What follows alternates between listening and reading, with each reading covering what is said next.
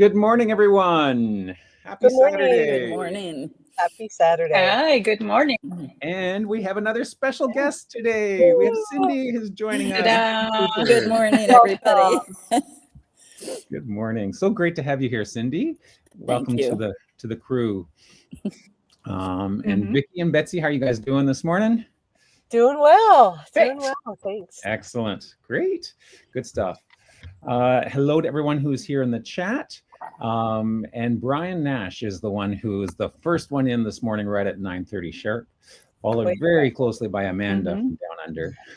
Then Dee, Murray Maloney over in Collingwood. He's got lots of snow. Oh, he's expecting more snow. Does that mean I'm expecting more snow today? I was just telling my co-host before on Friday, yesterday, we had our 16th snow day of the school year, which is a record in our area. Like, that's just crazy. And I guess this could have been another snow day, but it's not. Anyways, Victor, happy time zone, everyone, from Victor. Hillary from Wales, how you doing there, Hillary? And let's see, Lisa Gervais, how you doing? Just over there. The Canadian. Klaus Jansen. Oh, he told me last week how to pronounce his last name, and I should have written it down. Whether it was Jansen or Jansen. Then Chris Ferriolo, how you doing? Judith Fry is here. Veg Beauty, Tia is here as well. Tamara, I'm not sure where to put the stress there. Tamara. If you can let me know, that would be good. Hopefully I'll remember. Chris Wine is here. Kathy Luck, how you doing? Susie Carda, Doris Lanier. June Butka, how you doing? June from sunny New Hampshire. And Terry Burks from Columbus, Ohio. And hello to everyone else who comes after I've greeted everyone, and hello to everyone who's watching us online after the fact on demand. So hope you enjoy our time together this morning. I thought have you guys had a good week before I launch into everything? Yes. I just took a huge gulp of my TARDIS of coffee before we started. Can you tell? No, we had the week feels very irregular to me because we had what was being billed as the big snowstorm of the year on Wednesday, and things were canceled, and it as these things often are, turned out not to be as big as they said it was going to be, but so I'm not sure what day it is, except I'm here with you, so I know it's Saturday. Well, your Wednesday snowstorm came over to Ontario, and it resulted in a Thursday and Friday snowstorm, so those were two of our 16 snow days, were Thursday and Friday right in a row. In fact, Thursday was so bad they actually closed the schools. Like, normally when it's a snow day, they cancel the buses, but if the kids can get to school, whether they can walk or their parents drop them off, the schools are still open usually. But on Thursday, it was so bad that they actually closed the schools and said no one comes into the building. It was too dangerous to travel. So. Yeah. So thank you for sharing that with us, Betsy. Sorry. But no storms down in Chile, I suspect, Vicky. No, not at all. No. It's very hot in Santiago. We had records of temperature. But now I'm close to the beach, so it's a rest from that hotness. It's very windy, cloudy, and fresh air, so it's perfect. I'm visiting my parents. My father had his birthday 2 days ago. So we're here to celebrate in Valentine's with the family. Nice. Very nice. So 2 days ago. So he's not a Valentine's baby. No, on the 13th. So a good way to celebrate Valentine's Day. That's good. Super. Did you celebrate? Well, we celebrated, or I celebrated by canceling choir practice that night, so I got to spend it with my sweetie alone, just the two of us instead of with 30 other choir members. So that was a bit of a that was nice. So, yeah. Mm-hmm. Yeah.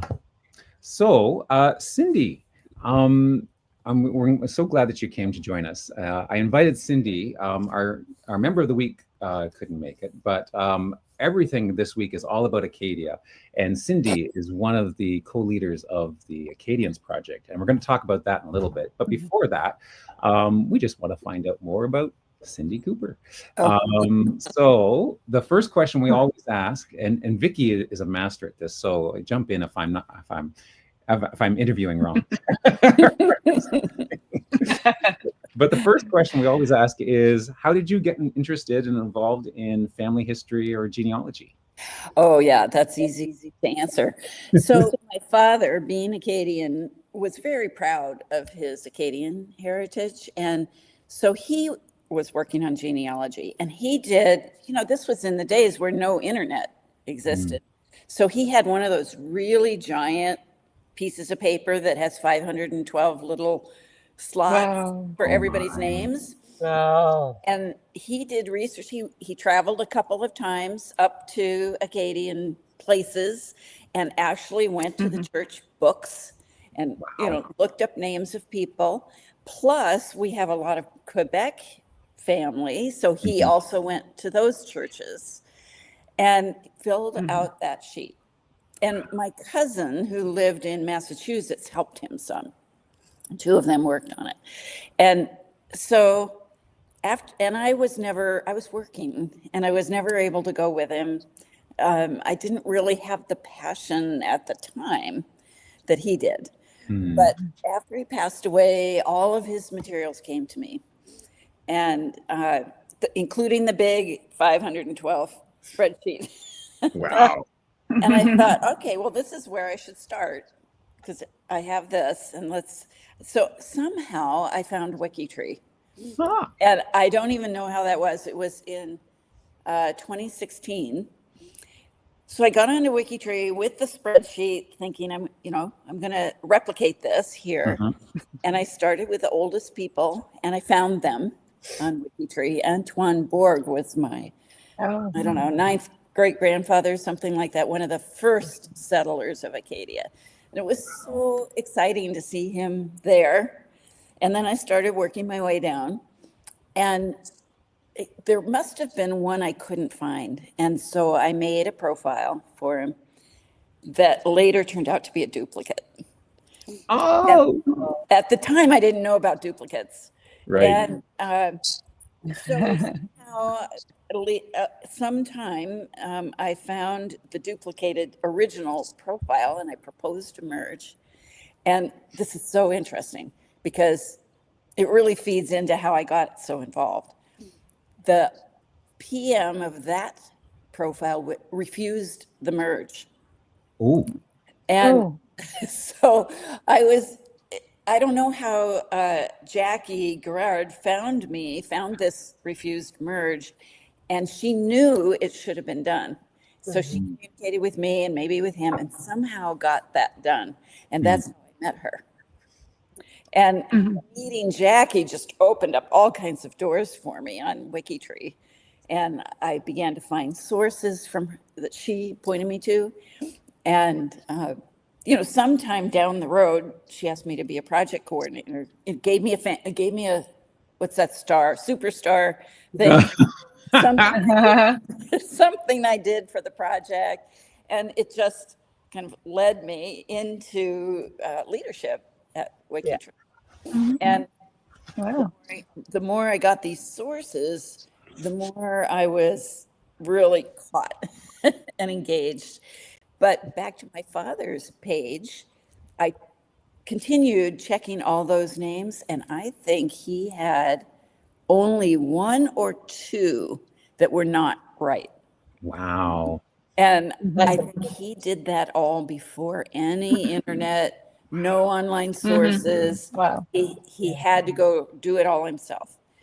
And I was pretty impressed. That is My very dad. wow. Well, he would have seen the records with his own eyes. Yeah. Yes. Face to face. That's So sometimes he made copies of the pages that he saw. I yeah. still have those copies, but he didn't write down the source. Oh no. So Yeah. because he was just doing it for himself. Yeah. You know, he Right. wasn't intending to share. That didn't happen in those days. Yeah. Mhm. And so then I had to go back and find all the sources for all Yeah. of those people. Wow. Huh. Wow, that's great. Yeah. So out of these 512 and now double or quadruple that now of ancestors, do you have a favorite ancestor? Oh, yeah, my Antoine Borg, my earliest Acadian ancestor, is absolutely my favorite. He married a woman named Antoinette Landry. So there was Antoine and Antoinette. Nice. And I like that. I think that's really sweet. And then they had, I don't know, 10, 12 children. And someone wrote her story in her profile of what it was like to be a woman in those days. Mm. What was the woman's work? Because they all worked. You know, it wasn't like you could stay at home and just read books. No. They all worked really hard on the farm. They were Mhm. farmers. And she was in charge of all the children until they became teenagers. And then the father, Antoine, became in charge of the boys, you know, teaching them the farm work. And so the younger kids and her were all in charge of things like chickens and the pigs and the farm animals. Mhm. And so she was a busy lady, you know, with all those children. And they were, Mhm. I would say, moderately well off, relatively speaking, in those days. And so there was a lot to take care of, you know, and feeding everybody, Mhm. and Yep. you know, all the Sure. laundry. And I don't know what else, you know, he might have been in charge of repairs on the house, but Mhm. she had everything inside it. Wow. Amazing. Yeah. Wow. Mhm. Do you have a brick wall breakthrough that you'd like to share with us? Ooh. Well, you know, my dad really He did them all. He broke it all really down. solved all of that. And Did you get back to France? yeah, I would. Well, I do have other relatives that go back to France, Mhm. but not Antoine. He is still a brick wall. He was born in 1609 in France, and lots of people would like to know where exactly he came from. And just yesterday on one of the Facebook groups, someone posted a picture of a church that has a plaque with his name on it. Hmm. So Oh. you know, a good WikiTreeer immediately says, "Do you have a source for that?" Besides the church with the plaque, you know, it Right. just, is there a Mhm. baptism? Yes. I'd like to know. Mhm. Now, Bourque is Wow. it a relatively common name in France, or You is know, it unique? No, it's not unique at all. Mhm. Bourg was the original spelling. Okay. And then the Mhm. spelling of my name came in, I'd say, the last 100 years. Mm. Some 200 years, in the last 100 to 200 years. But if I see a Bork in the US, Mhm. I think they're related to me. Ah, It's highly likely they're related to me. interesting. Mhm. Well, I've got a Bourque family tree that I've been working on. The wife of our former choir director, who's now moved away, so that's why I'm the choir director. She was a Bourque, and so the last time I visited them, I convinced them to give me her family tree so I could investigate to see if my French Canadian side is connected to them. You know, Yeah. so. I think, are we cousins, Greg? Oh yes, we're ninth cousins. There you go. Yeah, there you go. Yeah. So we are connected. Yeah, which is going to be a theme this week. So you joined WikiTree. You said back in, was it 2016? 2016. Wow. So you've been with us for almost 10 years now. That's amazing. Yeah. With us, I mean, you were here for longer than before I think any of us here, right? I'm not. Mhm. Yeah. So what advice, and Betsy does an amazing job hosting Zoom calls with newts. People are new to WikiTree. So what advice would you give to newcomers to WikiTree?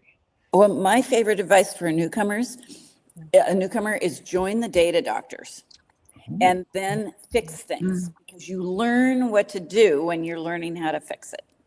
That's how I taught myself. And the hardest one for me was learning inline reference tags. And so I I used orphans, admittedly, because, I knew I wouldn't anger anybody by a mistake. And so I just practiced and practiced. And on that particular one, I kept asking, how do you say his name? Alesh? Alesh. Alesh. Yep. Alesh. I kept asking him, okay, I did this, but it's not showing. What am I missing? What am I missing? And I'd constantly be saying to him, the help page doesn't tell me this or that or the other thing. So I hope I was helping them too, see what newbies can't understand off the top. And I still do a lot of data doctor work on Quebec and Acadians, but not as much, free form anymore, because I taught myself. But it's a great resource for newbies to just learn the very beginning things all the way up to more complex things. Right. Yeah.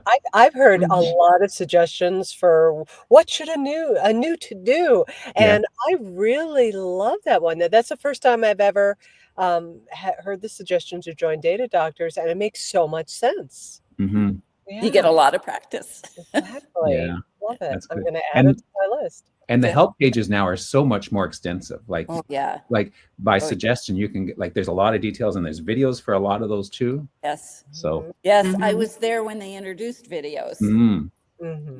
Yeah, that's great. Yeah, the mystery box would be very useful for new users too, because you learn how to solve different kinds of suggestions. Yeah. And somehow I learned how to find my own suggestions. So I had hundreds to begin with. I know. Because apparently nobody had been really paying attention. And all the ancestors' suggestions were on my list. And it took a long time, but I worked them all down. Oh, that's good. Yeah, I still have some on my to-do list, I'm sure. Well, new ones come up because they develop new. That's right. That's right. Yeah, I'd get them down to 10, and then a new suggestion would come, and I'd have tens or hundreds more. Yeah, but I worked them. It was fun. Great. So tell us about the Acadians project, and I suppose you could start first. Give us a brief history of who the Acadians are for those who aren't familiar with the history. I'm going to start with Vicky's question to me earlier, is where is it? Because Acadia doesn't exist today in a governmental sense, but it started way back in the 1600s in places that you would now know as Nova Scotia, New Brunswick, Prince Edward Island, and Cape Breton, and a little bit of northern Maine, actually probably half of northern Maine. So that was the original area that was Acadie, which is French. The earliest settlers were French, and there were some Scottish people via England, which turned out to be our greatest opponent. So the ownership, legal ownership of the lands went back and forth. Sometimes the French had it, sometimes the British had it. But the earliest French settlers started coming in 1632. My grandfather came in 1636. And that was a pretty big ship with quite a few settlers, husbands, wives, sometimes children, and workers. And so they began the actual settlement of the area. The first census was done in 1671, and I think it was maybe a couple hundred people at that time. And then they did censuses pretty regularly after that, which is to our great benefit. because now we know how people went together. And then in the early 1700s, the British became more and more aggressive about taking over that space permanently. And they did get Nova Scotia in 1713. So in that place, the Acadians still felt like they were Acadians. They had a community, a culture. They didn't want to integrate with the British. They didn't want to sign oath to the British king because they were still loyal to the French. And so we still consider that part of Acadia. And they started migrating to the other places. So that's when Prince Edward Island got settled, and that's when Cape Breton got settled. And I would say there was a good period of time, even though the British were there in Nova Scotia, where the Acadians lived rather peacefully. And they prospered. They had good farms. They were mostly farmers. There were a few fishermen. But largely they made their living by diking, so the seawater came up quite a bit into the land. They diked the land, filled it, and had farms and crops and fruit trees. They had sheep, occasionally I think a cow. They had pigs and chickens. No horses. Nobody rode horses in those days. Nobody had horses. But then in the 1750s, the British became much more insistent that everyone had to be British and sign oaths. And that's when the 7-Year War broke out, and they started deporting people in 1755. And they started with Nova Scotia, and ships went everywhere into the British colonies in America. So, Massachusetts, Connecticut, New York, South Carolina, Georgia, all of those places had received ships full of Acadian people who came with nothing and needed support because they didn't have a life established in the new colonies. And that's a whole other story, but I'm just giving you the tip of the iceberg there. And then they moved to deporting people from Prince Edward Island and Cape Breton. They deported most of them to England and France. So again, ships full of people with nothing going to those places. And the Acadians, being originally French and speaking French, their own version of French, didn't feel like France was their home anymore. So they were very displaced. And most of the ones in England were put in prison. So, really? Yeah. I didn't know that. At the end of, early 1763, the Treaty of Paris was struck. Britain got all the property, but everybody was released from prison. And there were prisoners still in Acadia, Halifax. It was a very big prison. But they also had other prisons around New Brunswick and Nova Scotia. So everybody was released from prison. And you'd think, okay, they can go home now, right? No, they couldn't, because the British had brought in their own settlers who took the land. Right. And so now there was no home to go back to. So they were homeless. Yeah. Plus, when they deported people, they largely burned all the homes, churches, all the buildings were burned, and much of the livestock was killed. So there was nothing to come back to. And so that's how we ended up with Acadian people in many places on the eastern coast of the U.S. And Louisiana is really big. You've heard of Cajuns. Cajuns, yeah. They were people who mostly came from those people in France. Because I said they didn't feel French anymore. And they were very poor. And they struggled to live there. And the Spanish government ended up paying for them to come down and settle in Louisiana. Oh. So that's how we have Cajuns. And then there's one really fun story about a particular guy named Joseph Broussard, who had been imprisoned in Halifax. And when he was released, he and a group of people got their own ship and came around to Louisiana. And he is some great grandfather of Beyonce. Right. Yes. Wow. So that's a fun little story. Mhm. Hmm. That's That's neat. one of our feature profiles for Yes. connection checkers, right? Yeah. And it's my Yeah. closest. She's your closest. Oh, She's neat. your closest. Yeah, that's cool. Mhm. Yeah, There's, that's a, fun. there's a nice hook for a high school history class. Why Oh, should you be interested? Yeah. Yeah. Yeah. Wow. So what about, so that's, thank you for sharing that history of the Acadians. Acadie is how you would say it, en France, en français. So, but what, so the Acadians project on WikiTree, what does that do? You're one of the co-leads of that Yes. project, right? Yes. Giselle Cormier is my partner. Mm-hmm. She's wonderful. I love her. She's the best researcher I know. I can ask her any question and she can find the answer. Wow. So Yeah. I would say I'm a little bit more the administrative person on the project. I do research work too. So the project is, we're trying to document all the people who lived during that Acadian period, from largely 1630 to 1763.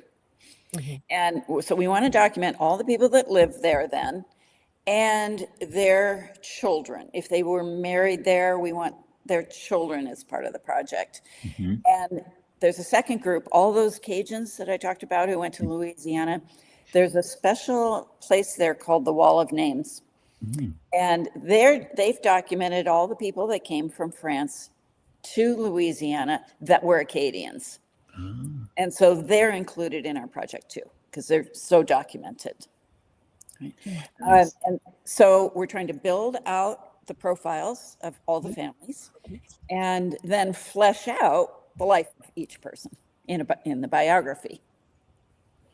And so we're going rather systematically through many of our sources.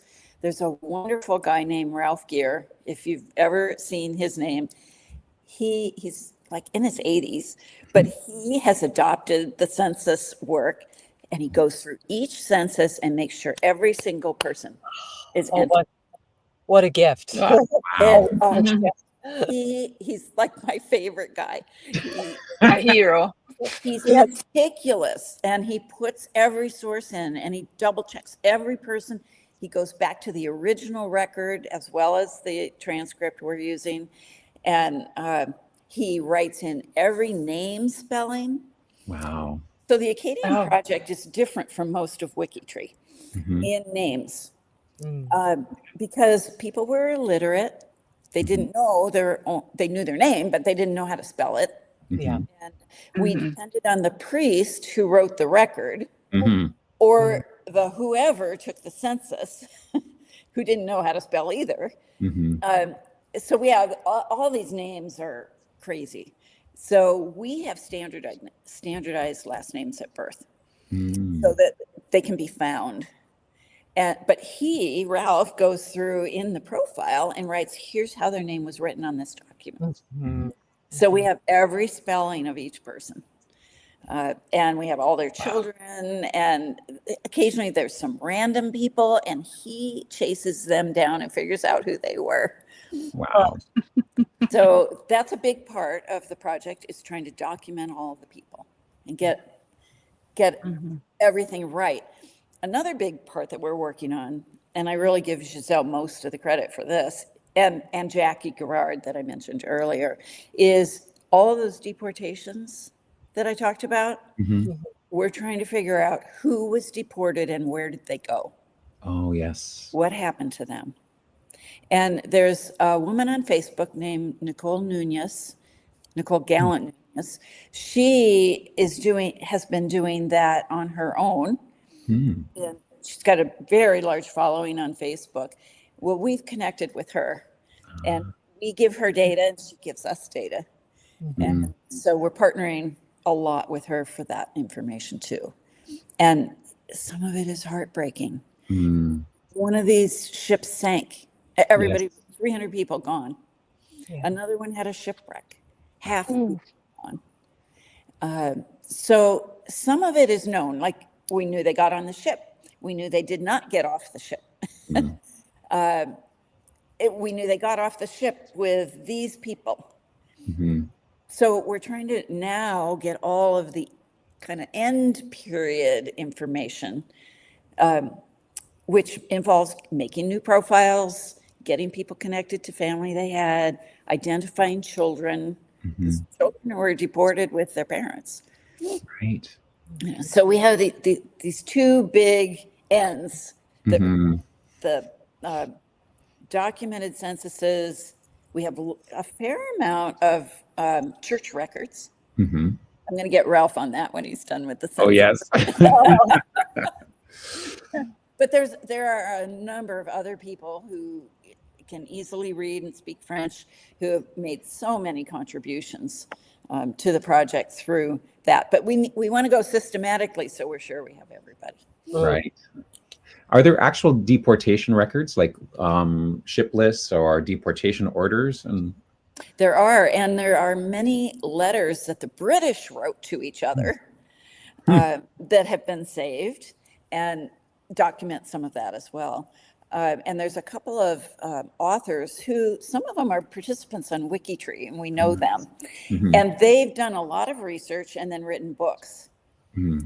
So that makes our job easier because they found it and documented it for us. Right. Yes. Well, I'm thinking Roberta Estes, her blog, she often highlights Acadian ancestors. We really like Roberta, and there's another one. Her name isn't coming to mind right now, but another one that does a lot of DNA genealogy, and they now are kind of friends of the project. Yes.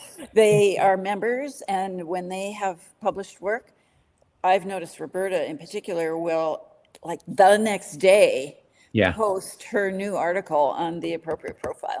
Yeah, that's amazing, isn't it? That's great. Yeah. Oh, well, that's super. Well, thank you, Cindy, for all this work, and what a great project. And I'm so glad you're able to join us. So please stick around for the rest of the hour. Okay. Hour or so. Can I say one more thing? Yeah. I thought you were going to ask me what's my favorite tool thing on WikiTree. Oh, I was going to ask you that. So please go ahead. And I want to tell because I just love this tool. Okay. It's the WikiTree browser extension. Oh, yes. WBE. I could not do what I do now without that. It is so great, and I highly recommend everybody get it. Yes. And I use it to make auto bios, as a start. And it does so many things for me. I love the clipboard. It's so great. Such a great tool. Oh, yes. Thank you for reminding me that was a question. That was one of the questions I was going to ask you, but I don't know. Oh, it's squished in between two other questions. That's fine. I have to make that plug for WBE because it's just. Oh, the WikiTree browser extension is great. Yeah, that's right. Ian Bacall in particular did a lot of work on that, and Ralph Schmidt. Did you, Greg? You worked on that? On the browser extension? No, I started to try to do something, and all I got was to say hello or something like that. So I haven't added any value to the browser extension. Well, you add value to other things I use. If it's a tree app, then I've done a lot of different tree apps. So that's where my forte is right now. So, but there was one. Let me just share. There's another tool that another app. It's not a tree app. It's a standalone app, the Ancestor Explorer. Now, have you seen this one? I have been using that. So all our first families, the earliest founders of each Acadian family, I have used. Oh no, that was a different app. I used this to do the connection checker. That's smart. So the one thing, the Ancestor Explorer, so you can find it from if you go into WikiTree and you search under apps, you can find it from the apps page. And there's other apps, and it's because it's alphabetical, it's right at the top there. And you can use it for lots of different things, but one of the things you can use it for is you can choose from a list of, so you can find all your own ancestors, or you can find ancestors that fit a specific category. And one of them is Acadian. So I just, while we were talking, I ran this list, and it found that 68 of my ancestors are of Acadian. Yeah. Now that's going back 20 generations. So that's, exponentially, that's a lot of ancestors, right? But scroll up a little bit. Yeah. And Cindy, I noticed that you were answering in the question of the week thread, and you were pulling out very precise numbers. Is that how you got those results? For the connection checkers? Well, this was question of the week. Do you have French roots? Oh, you were responding. I don't remember now. Okay. It might have been this. I like this app. Yeah. It's very, because one thing that I did was I also looked at French. I looked at the Fi de Roy. The Fi de Roi, yeah. Yeah. First Peoples. Oh, yeah. That's exactly how I got it, Betsy. Yeah. Because I listed the Fi de Roi. I listed French. Yes. That's how I got it. I'm going to have to check this out. I have ties to Canada, but I to my knowledge, I don't have any French ancestry. You might. Well, and then there's a Mayflower. You could check if you have Mayflower ancestry. Yeah. I haven't looked, but one day think it'd be kind of fun to do all of the European aristocrats. And yes. I did the French royalty one for someone else who was asking me, sent me an email asking something, and I looked up and found he had a French king ancestor. He was happy. He was happy. Oh, that's fun. Very cool. So, I could switch over and do the profiles of the week now, or we could save that till the end. Vicky, Betsy, do you have a preference? Well, I have to go in about 5 minutes. Oh, Lord. Oh, no, Betsy. It's okay. We will make this work. What I would suggest is, how about we look at a couple of answers from question of the week. Okay. And then we will catch up with photos of homes and February ancestors. Let's do that. Yeah, because we have one more week and one more Saturday in February. Yeah. So I'm going to go ahead and share my screen. Well, I was spoiled because the last week you didn't have to go to school. Right. It's been a lot of irregularity. So that's right. All right. I'm going to take you to the tunnel of infinity first. Well, I'm glad I asked and didn't just barrel through. Let's see. Okay. Do you see question of the week now? We do. Excellent. And I will go ahead and make this a little bit bigger. Oh, a little bit bigger, Betsy. Okay. So I love the language of French, and I did have the benefit of a really outstanding teacher in high school, and I studied a little in college, but I feel like my accent has deteriorated so much. So I'm not going to. I will spare you all reading in French. Greg does a much better job. Yeah.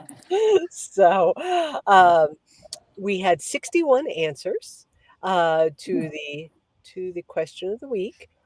Chris Ferriolo says, "We." My mom's side is mostly French Canadian, and those branches eventually end up in France. Where in France, it's up for debate. But because of these French Canadian connections, he has several dozen filles de roi in my tree, and many French Canadian cousins on WikiTree as well. And Cindy and Chris are 8th cousins.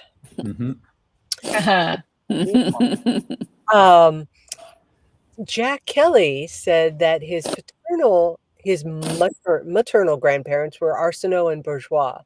I've had hundreds of years of Acadian ancestors and many ancestors from France. I have filles du roi and DNA ties to the Métis. Is that the proper way to say it? Métis. Métis. Métis. The Métis Native Canadians of Nova Scotia. And then Lisa, our own Lisa Gervais of the Saturday Roundup crew, says, I have many ancestors from France back in the 16 to 1700s who then crossed the Atlantic Ocean to help establish and improve what eventually became my home country of Canada. My paternal grandmother was a Renault, and my maternal grandmother was a Sauve, to name just a couple. I think that was it for this page. And I'm going to, let's see, on this page, V Pounders. I thought this was very interesting, this story here. In 1842, my third great-grandfather, Alexander Lemaire, was the consular agent of France located at Liberty in the Republic of Texas. We know nothing of his ancestry. He had a daughter who was V's second great-grandmother, and she was his only known child, born in May of 1843, and she never knew him because 2 months before she was born, her father had embarked out of Galveston to look after his affairs back home in France. He set sail on the French brig Amanda, which did put into Bermuda in distress and was never heard from again after leaving that port. And then upon the death of Lemaire, Craamel, who must have been the leader in France, chose not to replace him, declaring Liberty is only a hamlet. In the surrounding area, only about 30 French residents living in a situation close to destitution. So I thought that was a fascinating snapshot. Yeah. So thank you, V.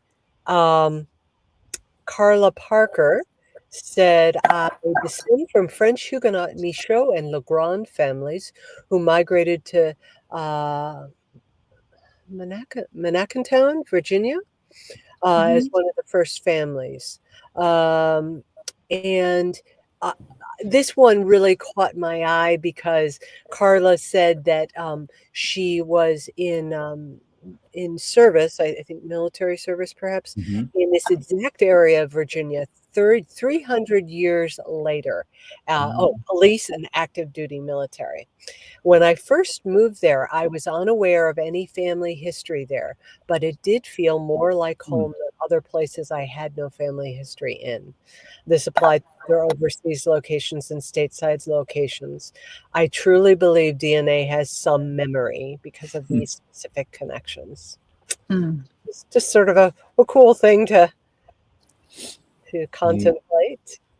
And I am looking for, there was one from Bernard Vaton, and if I can't find it, I believe I can represent what he said, which was just to point out that we have such a strong Canadian presence on WikiTree, and of course many Acadians and people who came to North America, but we also have many proud WikiTreers with French roots who live in France still, and whose descendants have carried through in France itself.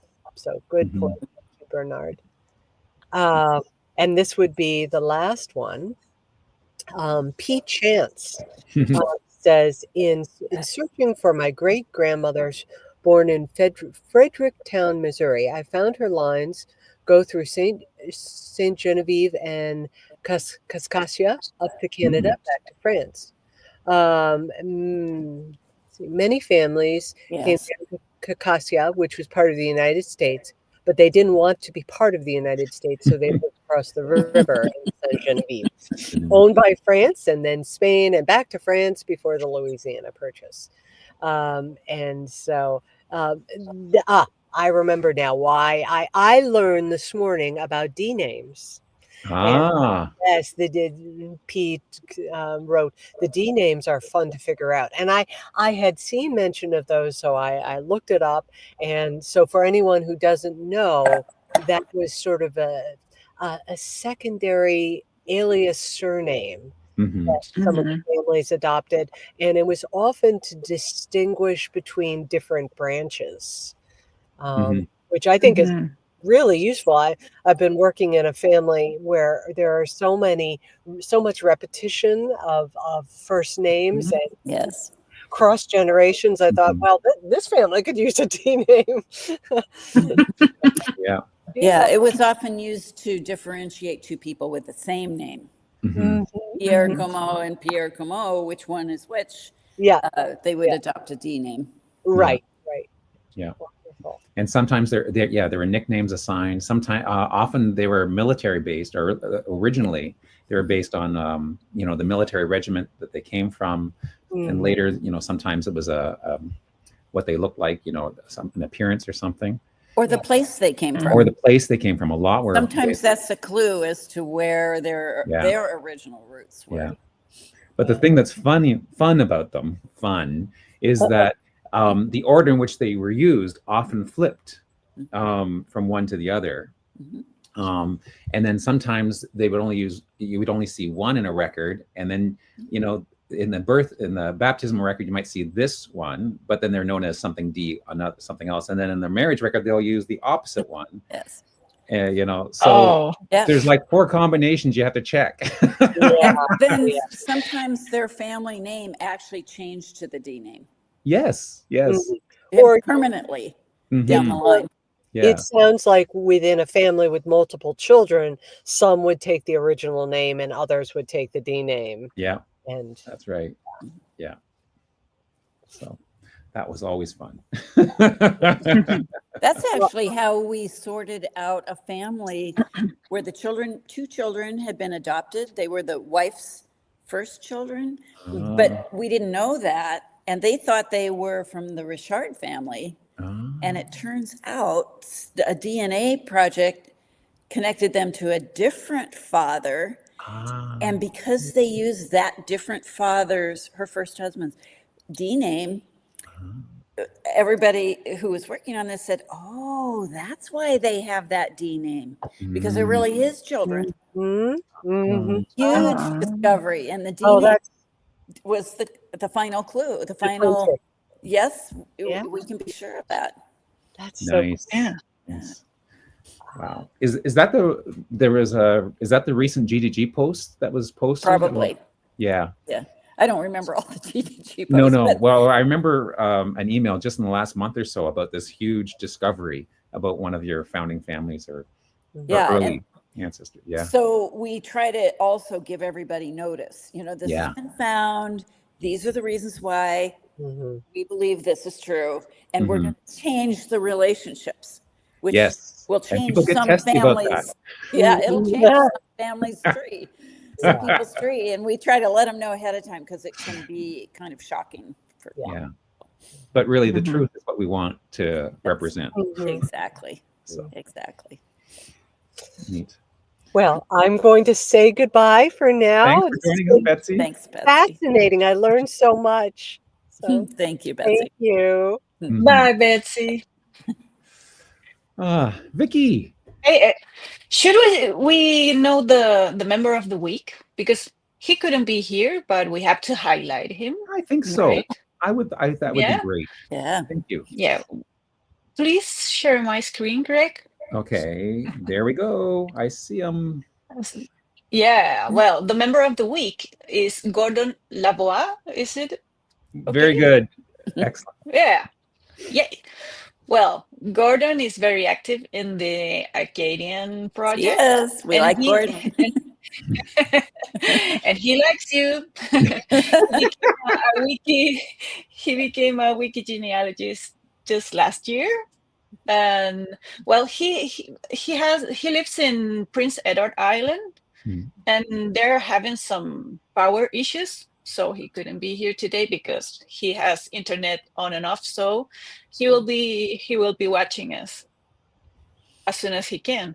He became interested in genealogy in 1987 when they knew nothing about their ancestors and started to research. And just in 1999, Denis Savard, a well-known Acadian genealogist, helped them discover their Arsenault line. And then they began to research their Acadian ancestors, and he started to grow a big database, and was very active in his community, helping others, to teaching them how to research and helping them. Well, and he has a lot of data to share. And he says, I'm summarizing. Yeah, that's a great, huge interview. This is fast forward. Yeah. Well, he likes to, let me see. Oh, I lost it. Well, what inspires him to contribute so much? He says, my goal is to put all the facts that we already know into WikiTree with the goal of sharing information, sources, and reference so that Acadian descendants can identify their ancestors and learn more about them. So he's very dedicated into this. And he thanked, oh, I lost that part. I wanted to show you. Oh, here it is. I'm so happy, he says, that I did and have come to appreciate the efforts of others in our quest for Acadian ancestry. There are so many great supports through the Acadian project, and he wants to thank Cindy Burke Cooper and Giselle Comier, the WikiTree Acadians project leaders. And of course, he says so many other WikiTree members like Glenn Pitre and Nicole Nunegalat. So that's Gordon Lavoie, our member of the week. Excellent. Hi, Gordon. Yes, Whenever hi, you Gordon. watch this. Many thanks. Congrats. For your contributions. Yeah, congrats. Delicious. Should we know the profile makeover of the week? Sure. You go right ahead. I feel I've talked quite enough already, and there's more of me talking later. You can rest. You can rest for now. Well, this month we had a different invitation, and that is make the profile makeover of a Valentine's related theme.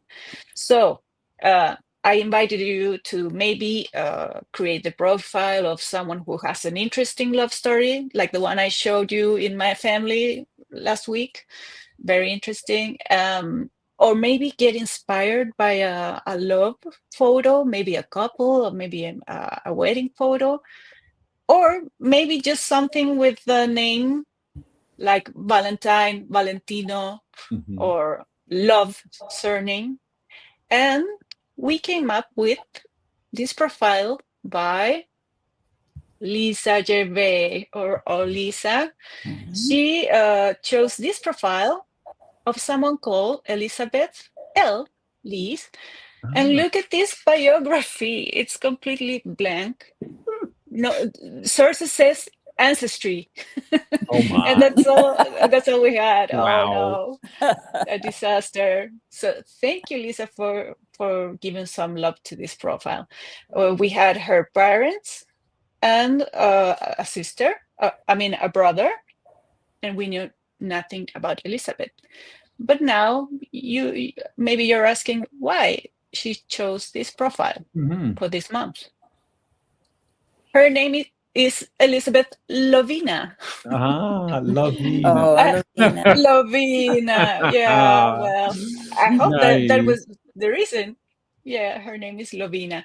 And Lovina really was Lovina because she had two spouses.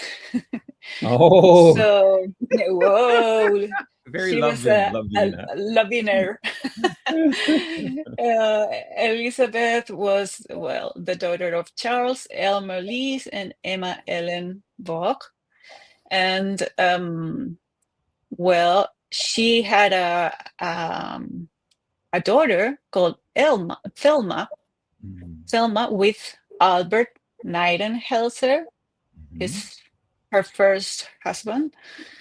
And well, then at 26, she married her stepbrother. Hey, Lovina. Her stepbrother, Chester Arthur Buck. They lived in Indiana, United States. And she, at 45, she was a widow. And she passed away at 85 in Los Angeles, California. Now we have a whole complete set of sources, proper sources. And we know that she had a daughter called Thelma, because here's the source. So there's still work to do on this profile. We have to create the daughter. Yes. And I noticed, before reading the biography, I noticed that we needed to create a daughter, because here it says that Elizabeth, this is her tomb, his grave, her grave, and it says she's a mother, a grandmother, and a sister. So we have grandchildren also to create. So this was a profile makeover based on Valentine's Day. So excellent. A lot of Lovina for you too. Thank you, Lisa. Thank you, Lisa, and congrats. Yeah, stop sharing. Nice. Okay. Nice. Super. Okay. We actually had a few questions that came up that I hadn't. Kathy had asked way back when we were talking about Acadia and where it was. Is Oak Island part of Acadia? Do you know? Oh, I've been meaning to read up more on that. It is in Nova Scotia. I am not familiar with it being in any contemporary Acadian records and referenced that way. Right. So it may not have been populated, or it could have had a different name, right? Or it could have been a different name. Yeah. So someday maybe I'll get to read that story. And I've seen some. Do they have a TV show about that? I think I've seen something on TV about it. And I think a big part of the Oak Island story is it was a mine. Okay. I'm just like going from a very vague memory about it. And the Acadians did not do any mining. No, mostly farming, right? Yeah. What about fishing? Were they fishermen too? Some of them were, yes. The Indians, the natives, certainly were fishermen. Right. Yeah. So yeah. Yeah. And sometimes we will find records where they're like a census record. They'll give the count of different things and how many boats they had. So especially in what's the modern day place, Cape Breton, lots of fishing going on, lots of boats. Right. There. Yeah. Yeah. And we didn't actually mention, we didn't even say the E word during any of our talk, but endogamy. Yeah. But yeah. So go ahead. That's typical, right? With small populations, right? Yes.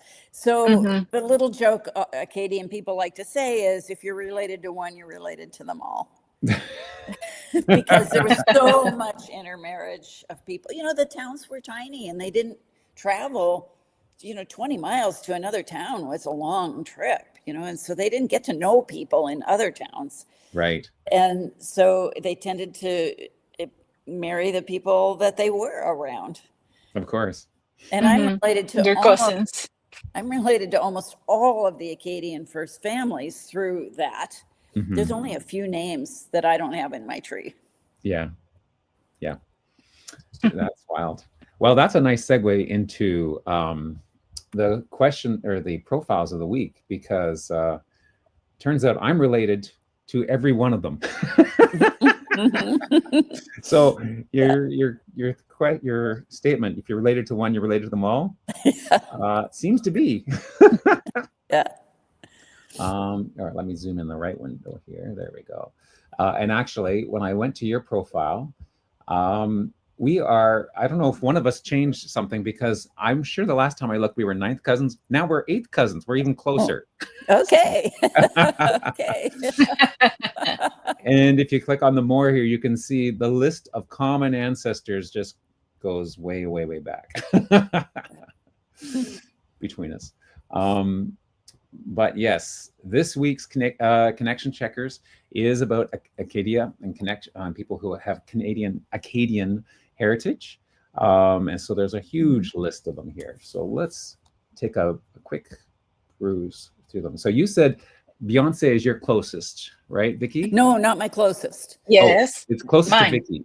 Well, who's your closest, Cindy? My closest is someone I didn't know, Oh. which was Azilda Marchand.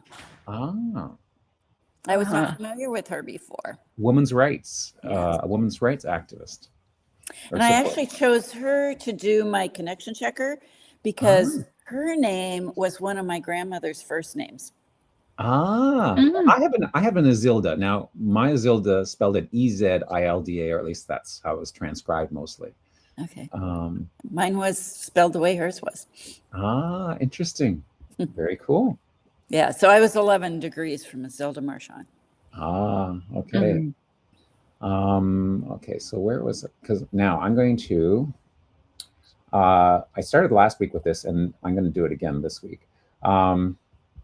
So if you have the WikiTree browser extension installed, as now hopefully everyone will after Cindy's huge endorsement, one of the features when you go to the bottom of your profile is the list of all of the profiles of the week sorted by the number of degrees. So this is the closest or the best group that I've had, at least certainly in recent history.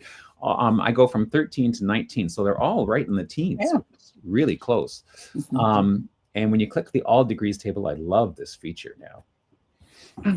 You can see how they're all interrelated to each other. And the closest. What's your average? Now I'm still the farthest on average. Wow. My average is 16 degrees away from everyone. And some weeks my good. closest is higher than 16. Yeah. So my what's your average? Vicky, have you checked yours? 25. 25. Yes. Now, what about Cindy? What's your average? Have you My checked average joy, and I'm looking, I don't. It's at the bottom of the chart.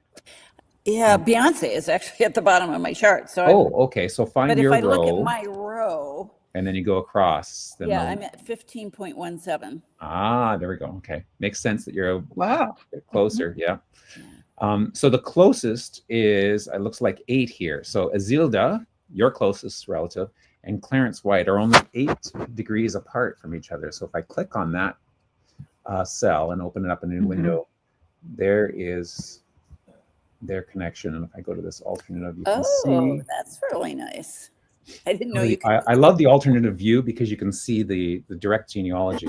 So their brethren, their siblings here. So that's the first cousin, second cousin, third cousin. So they are third cousins once removed from each other.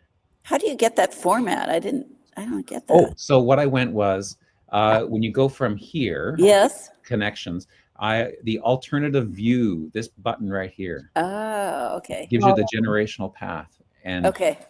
Yeah. So if they're directly related, then it just goes down one side and then up another. Well, and if they're direct ancestors, then it's just one straight line. Yes. Okay. But if you're connected through multiple marriages, then it goes down and up and around, and it's like a little snake. Okay. Which is fun too. And I sneak preview. I've been building this kind of design into some of my tree apps, so that and you'll see that shortly. So there's a hint of something to come. But anyways, yeah, so look at that. So that's pretty cool. Anyways, let's move on and investigate some of these. So Joseph Jean Arthur Béliveau was born in Trois-Rivières on the last day of August, 1931. passed away at age 83 in Longueuil in 2014. And he, Jean Beliveau, is a famous hockey player for the Montreal Canadiens, the Canadiens. He was of Acadian descent, of course, won the Hart Trophy, which the NHL's most valuable player, and the Art Ross Trophy in '56. He led the Canadiens to 10 Stanley Cup championships. The Montreal Canadiens were a hugely winning team when he was part of them, much to the chagrin of any Toronto Maple Leafs fans, of course. So anyways, inducted into the Hockey Hall of Fame, made on a Companion of the Order of Canada. So quite a famous and well-loved Canadian, Jean Beliveau. And next we have, let me move across here, Madonna. Now, you might wonder why, with a name like Madonna, single name, like people who have single names like Madonna and Cher, you really don't know where are they from. But her birth name was Ciccone, which is Italian. If you're wondering, that doesn't sound very French. Right. And it is true. Her father is of Italian heritage, but her mother was Fortin, was French Canadian. So if you look at her ancestors, you see her mother's name was Madonna Louise Fortin. And then Willard Fortin, Elsime Fortin, and then you go back, and all of her maternal side are all French last names. So that is where she comes. That's where she gets her Acadian roots from. Of course, singer-songwriter, actress, businesswoman, very popular. Queen, often referred to as the Queen of Pop. And I suspect most people are familiar or have heard of her. Then we have Réal Paul Cormier. And you notice that, so eighth cousin, let's see, how was it? Sixth cousin twice removed for Jean Beliveau, eighth cousin once removed. I am a cousin of every single one of these profiles of the week. And I don't know if I've had a week where I've been a cousin to every single one before. There's usually at least one that is, out there that I'm not related to directly, but yeah. So it's been fun for me. I don't know if it's fun for you guys, but it's fun for me. It's fun for me too.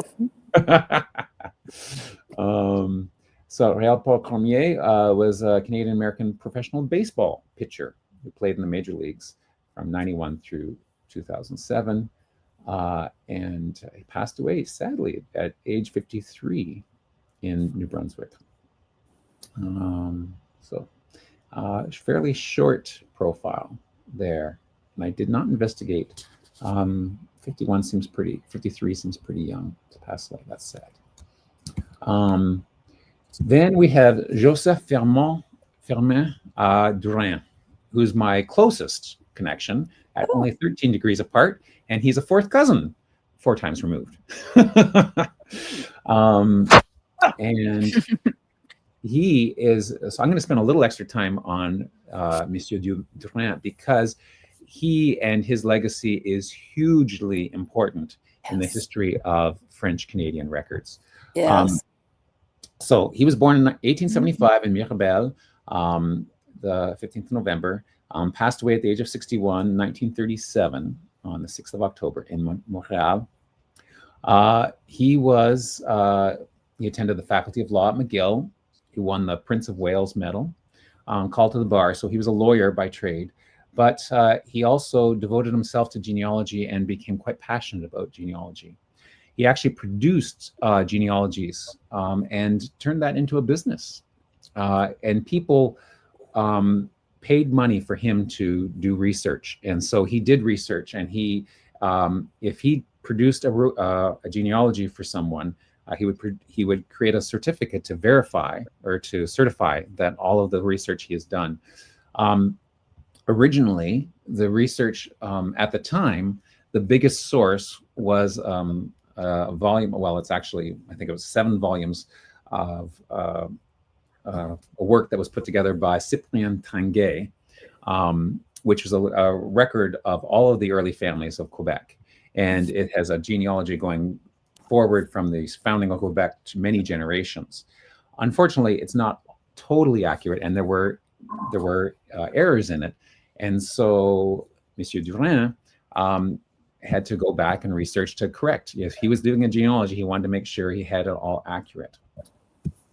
So it was, of course, time consuming and costly, but he turned it into a commercial venture, and people paid money to get an accurate genealogy. He has set up a firm and a business doing that, and his son Gabriel also was part of that. Now, there's a link at the bottom of his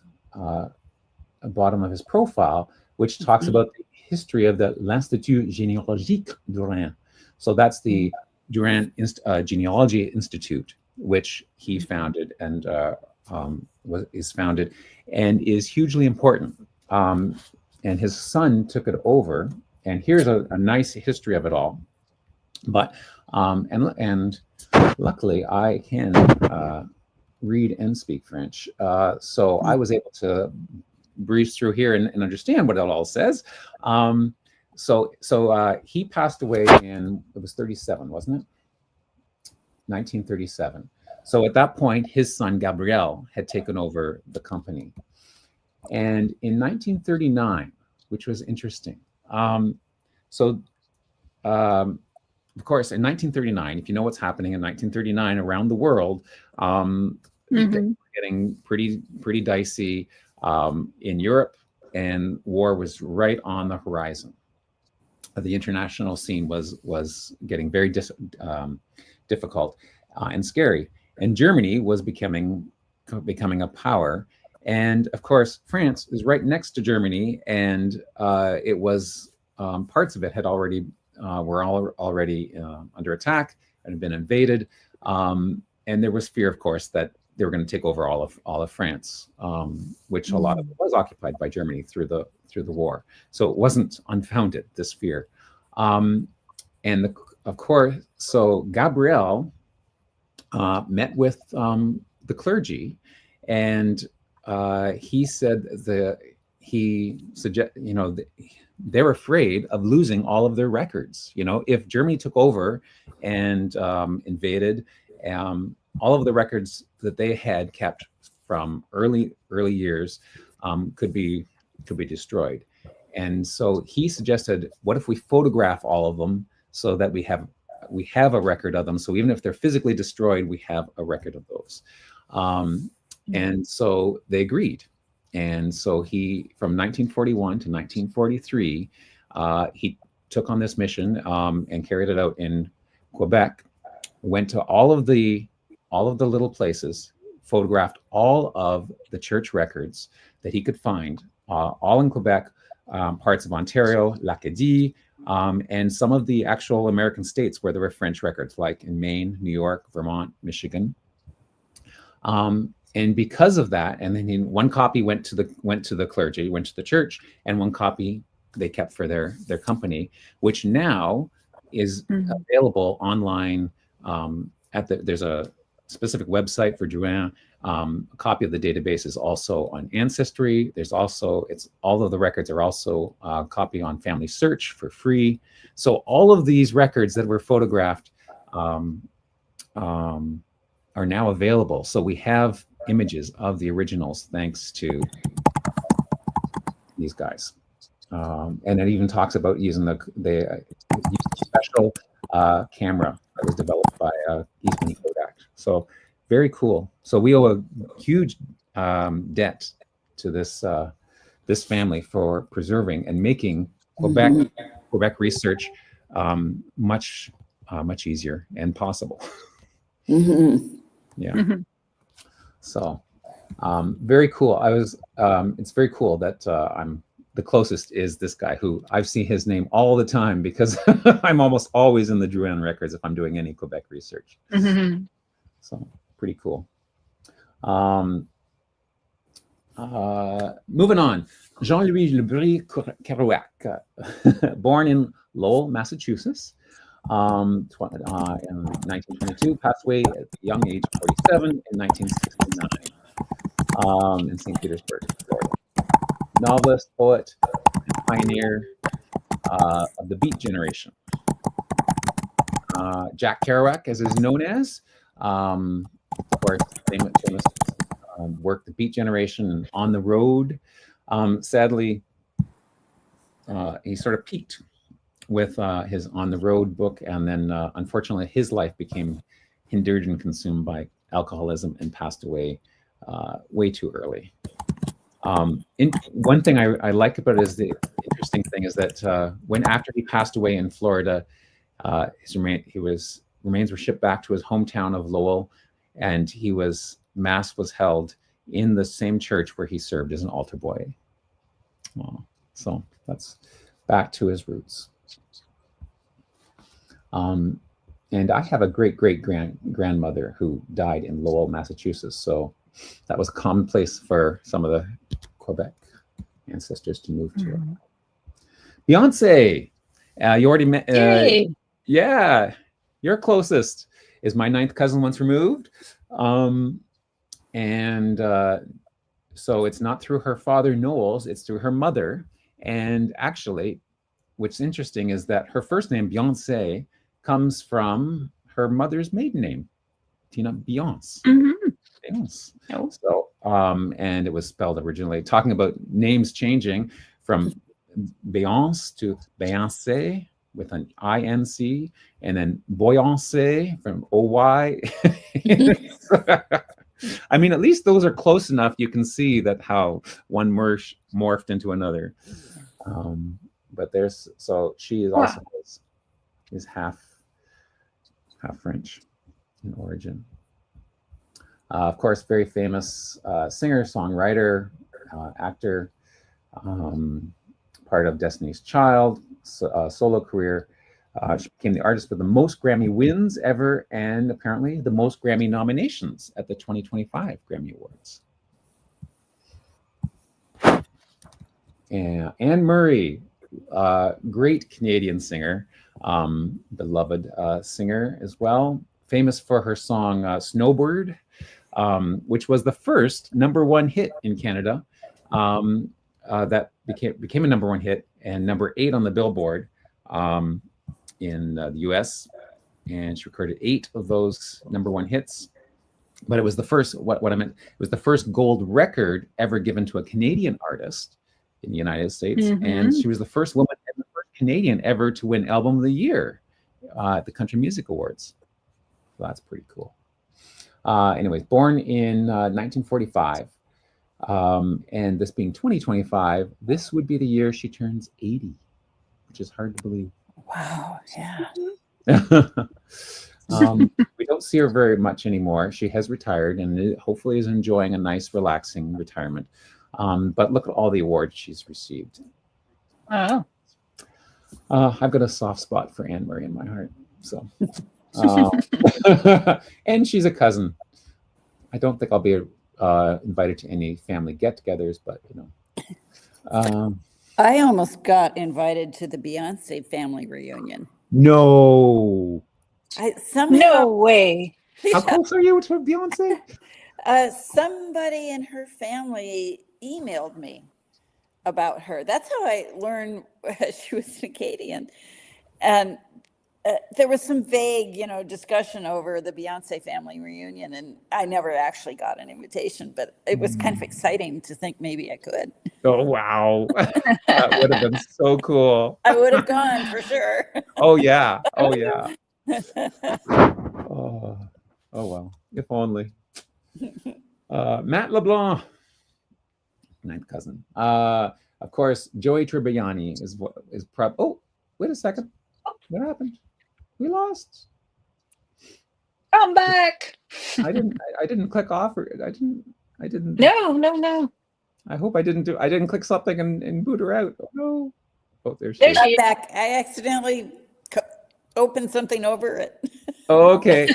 I was afraid I Never clicked mind. something and booted you out. It was me. It was me looking at has Beyonce. It has happened to Yeah, me. that's right. Yeah.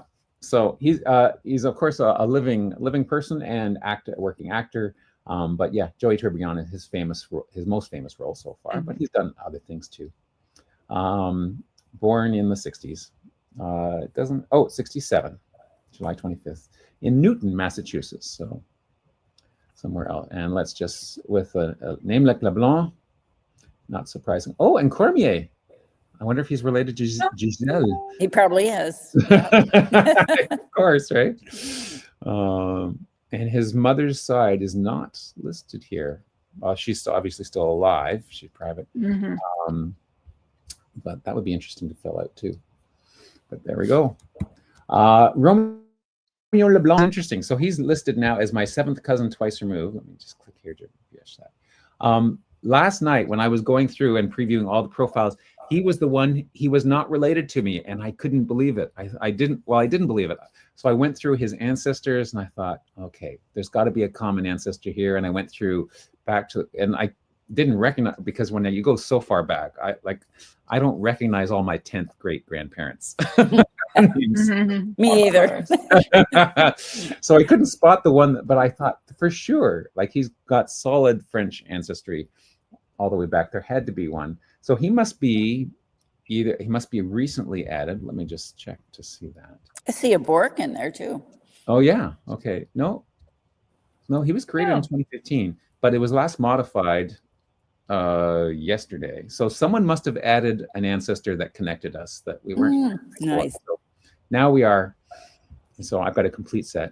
That was my. But Romeo Leblanc, in case you didn't know, he was the Governor General of Canada at one point in time for 4 years. Well known, well respected. He was a journalist, a politician, and statesman as the Governor General.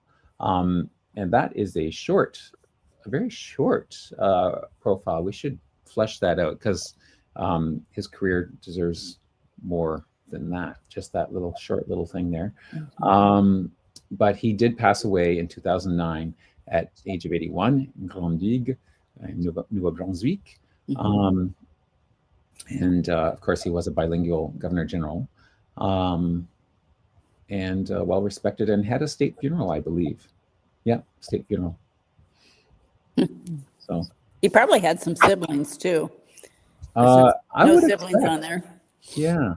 Now, I mean, some of them could still be alive potentially, but many of them, if one would presume, could be added as well.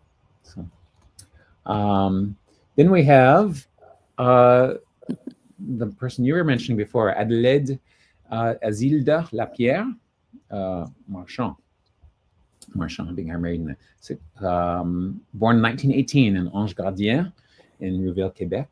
Passed away 2010 at the age of 91. Love it when they have they've lived a nice long life in Montreal. So she was a member of the Order of Canada and remembered for her commitment to recognizing the value of women they played. So she's the daughter of Adelaide Lapierre and Aurélie Landry, born the 8th of December 1918, baptized the next day in Ange Gardien, raised in Lachine, which is just outside of Montreal, by the way, in case you're wondering where that is. 2 older sisters. So look, this is interesting. So her parents' names were Adelaide, and Aurélie, and then her sister was Antoinette. So I'm thinking, the whole family just loves the letter A. Then her brother's name, David.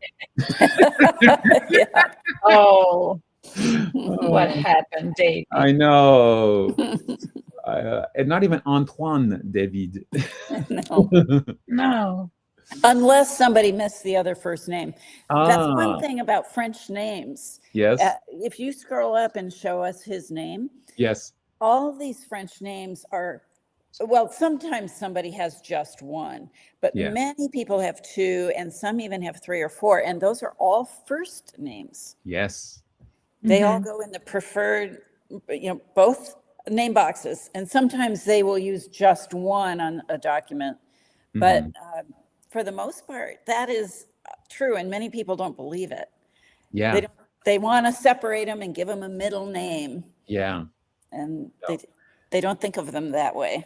No, the concept of middle name is not something that's French or French Canadian. No, it's all one. Yeah. Yep. Yeah. That's an excellent point. Thank you for reminding us of that, Cindy.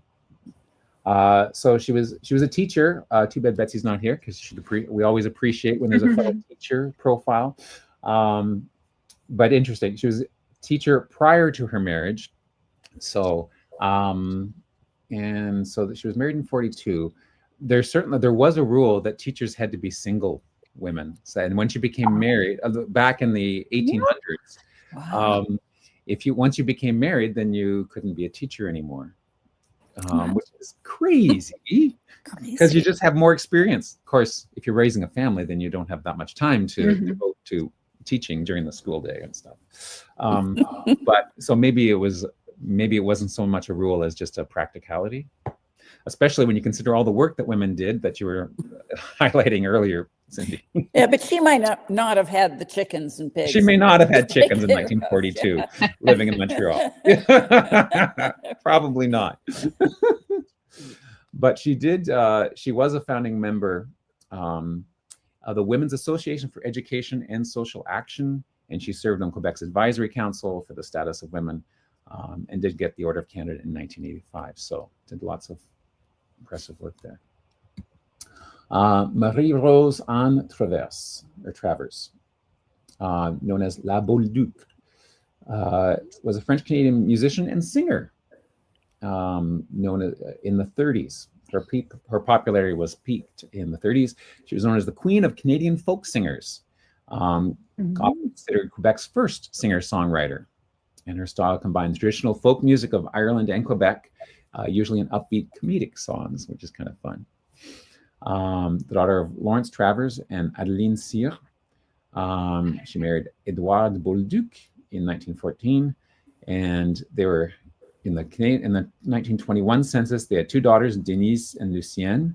And I checked. Actually, I saw when I read this profile this morning, I realized that's just the 1931 census has come out recently, relatively recently. So I added the information from that. So along with Denise and Lucienne, she has a son, Raoul, and a daughter, Fernande. Now, the sad note at the end of that paragraph is that of the 12 or 13 pregnancies she had, only 4 children survived to adulthood. And I don't know of those 4 listed here in 1931, which of those, I do know that Marie Denise lived to be into around 1973. So she is definitely one of the ones that survived. I don't know about the other 3 that were alive in 31. My guess is if they made it to their teenage years, chances are better that they survived, but hard to say. She passed away in 1941 and buried in Notre Dame.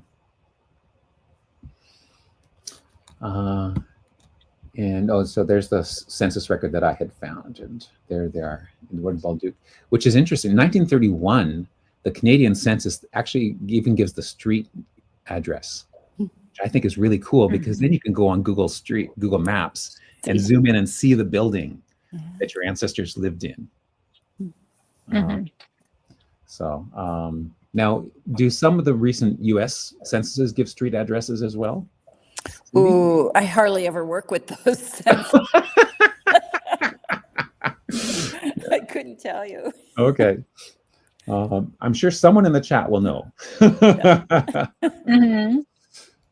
And then we have Clarence Joseph LeBlanc White, born in 1944 in Lewiston, in Maine, guitarist, singer, member of the Byrds, spelled B-Y-R-D-S, not B-I, B-Y, the Byrds, and pioneer of the musical genre of country music, country rock, or not country rock.